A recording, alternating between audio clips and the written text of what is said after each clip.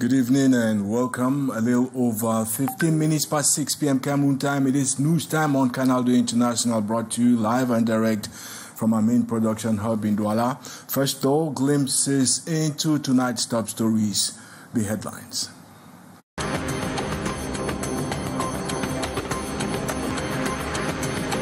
A surge of brutality in Cameroon's far north region has left communities in turmoil.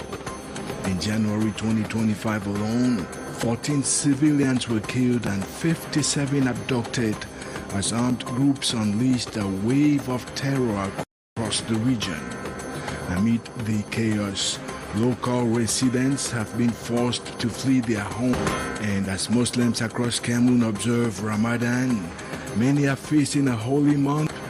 In fact, in several parts of the country, persistent power outages and blackouts have left communities grappling, disrupting prayers and daily routines during the sacred time. The Gulf of Guinea. The seizure made at the weekend, and thanks to tip-offs from UK and US partners, amounts to over 6 tons, with a market value of close to 245 billion CFA francs. Those were our headlines. Stay tuned for developments in a moment.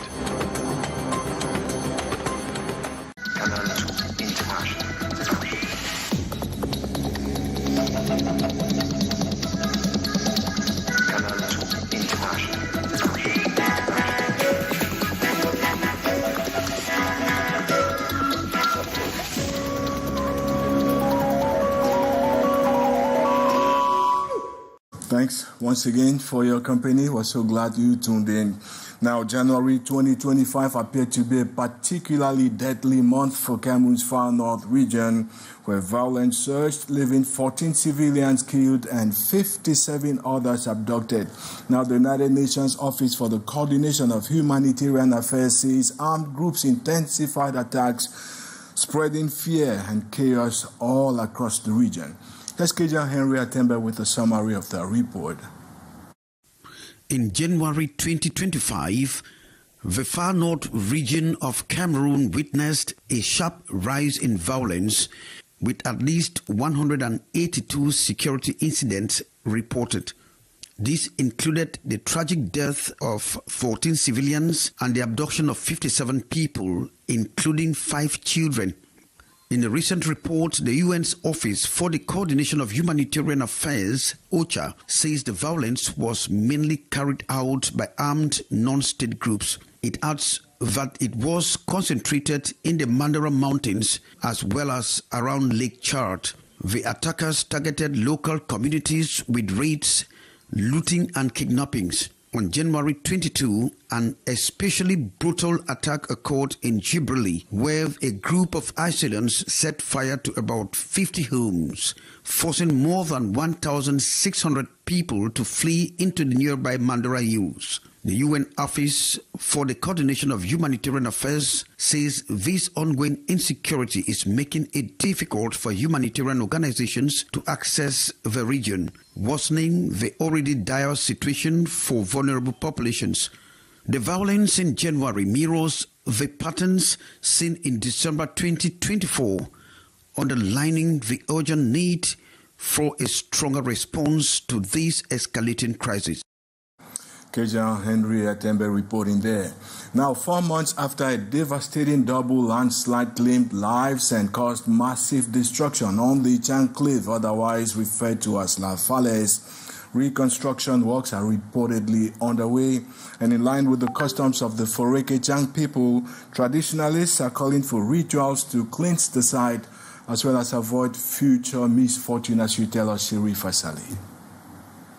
According to Bamileke tradition, these rites will be performed at the location of the natural disaster at the Dschang Cliffs. Present at the ceremony marking the launch of recovery operations at the cliffs, the chief of Foreke Dschang expressed his intention to organize a traditional ceremony at the appropriate time, aimed at ensuring the peaceful rest of the departed, especially those whose bodies have not yet been recovered. Following the dual landslide at the Dschang Cliffs, 12 bodies have been recovered from the rubble, while around 20 families are still searching for missing loved ones. Recently, after the commencement of the work by the minister, a severely decomposed body was found by the Chinese company's team. This discovery has heightened concerns among the local population regarding the traditional rituals and customs observed by the Bamileke people after such a devastating event. All apologies for all of that. For several weeks now, as you might know, Muslims have been celebrating and observing Ramadan. It is the holy month for those who believe in Allah. In Douala, like in most parts of with temperatures soaring, power cuts have made daily life unbearable, affecting both religious observances and business activities. It is exhausting, and we need a solution. As they begin their day-long fast, the struggle continues under the intense heat, with no access to fans or air conditioning to provide relief. As the evening approaches, the situation does not improve. Iftar, the meal to break the fast, often takes place in complete darkness, with families relying on candlelights or battery-powered lamps. Prayers at mosque are always disrupted, forcing worshippers to meditate in discomfort. The absence of electricity deeply affects our worship. In the mosque, we feel suffocated without proper ventilation, making it difficult to focus on our prayers. We urge the government to intervene, at least for this holy month of Ramadan, to ease our hardship. Businesses, particularly tellers who are racing to complete orders for the Eid celebrations in 2 weeks, are feeling the impacts. Many are worried they will not meet deadlines due to the inconsistent power supply, which limits the ability to work efficiently. Right now, I am overwhelmed with a pile of customer stresses that need to be completed, and I fear I may not meet the deadline. The lack of electricity makes it even harder to work efficiently, putting both my business and my reputation at risk. As Ramadan progresses, the Muslim community in Douala continues to endure these hardships, hoping for a solution to the power crisis that has made this sacred month even more challenging. Let's now shift attention to Nsem. That's a locality, a remote locality in the Upper Sanaga division of the Central region, where gaining access to drinking water is anything short of a nightmare. Now, on a daily basis, residents there say they need to trek kilometers and through dangerous parts to get access to drinking water. However, they're not discouraged because they say they hope that anytime around, the situation will be turned around by the local authorities. Here's Tim Morin reporting. The daily challenge for the people on Nsem begins with the simple yet daunting task of securing clean drinking water. For the residents, fetching water has become a nightmare. It is at this source located at the foot of the heights of Nsem in the Upper Sanaga division that Marius, like many others, gathers his supply. The entire village depends on this water hole, which is their only source of hydration.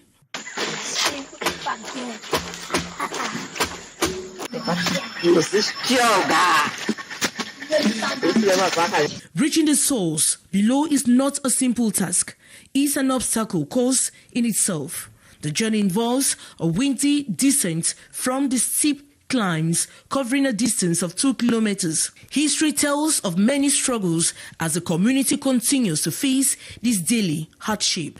Traditionnellement, on appelait ça B, c'est-à-dire une grande pente. Une grande pente. Là où nos aïeux étaient souvent des pratiques pour le développement de la cité. Despite the tough journey, the residents remain hopeful for a solution. They are yearning for the installation of a calm water system on site to alleviate their suffering.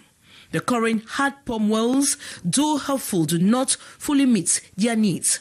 Parents especially are reluctant to send their children to fetch water due to the risk of landslides, particularly during the rainy season. As the people on Nsem continue to fight this daily battle, they remain hopeful that access to safe and reliable water will soon become a reality for them.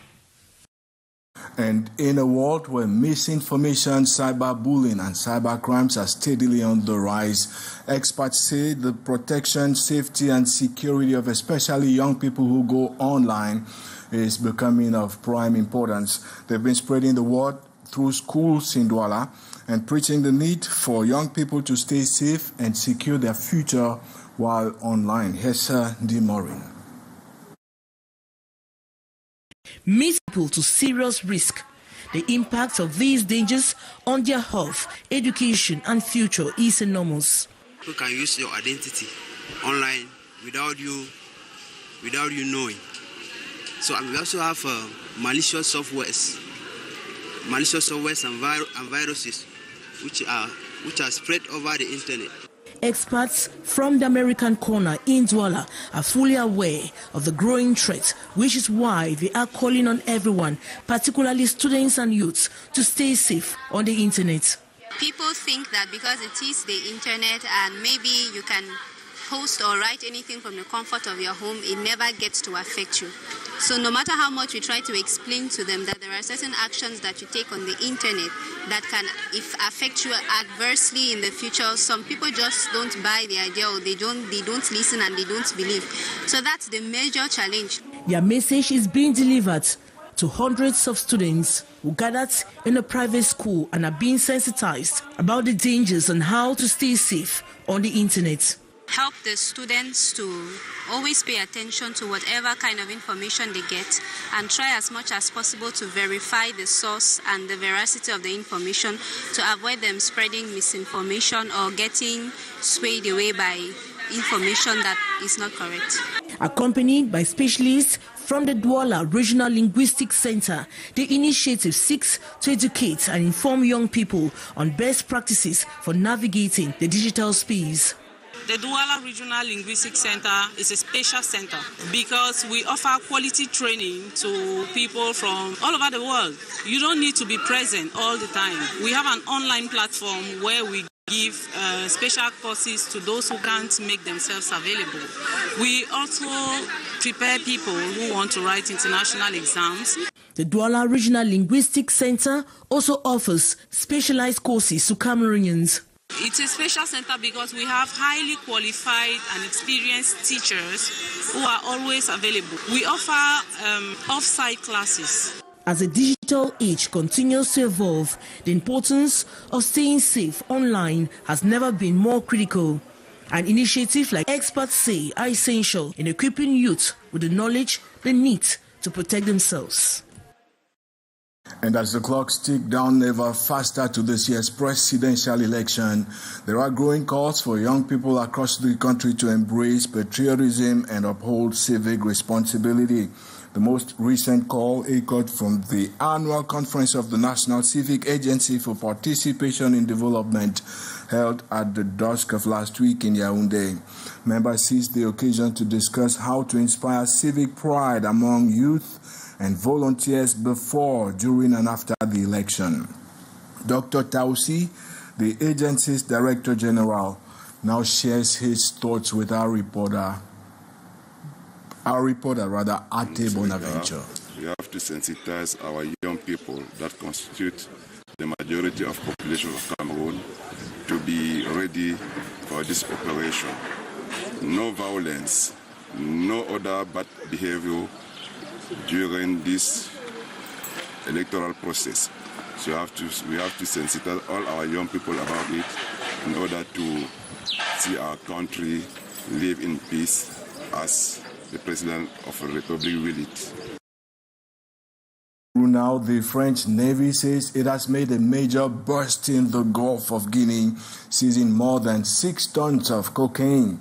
The drugs, worth about 371 million euro, and that's close to 245 billion CFA francs, were intercepted on Saturday from a fishing boat registered in Guyana. The French Anti-Drug Office, which coordinated the operation after being tipped off by UK and US partners, says the cocaine was transferred to a naval vessel for destruction. The seizure has been described as a major blow to drug trafficking in the Gulf of Guinea. And that's how we are sorry on tonight's installment of the news. All our apologies for the slight hitches in this edition. Stay safe and see you same time, same place tomorrow.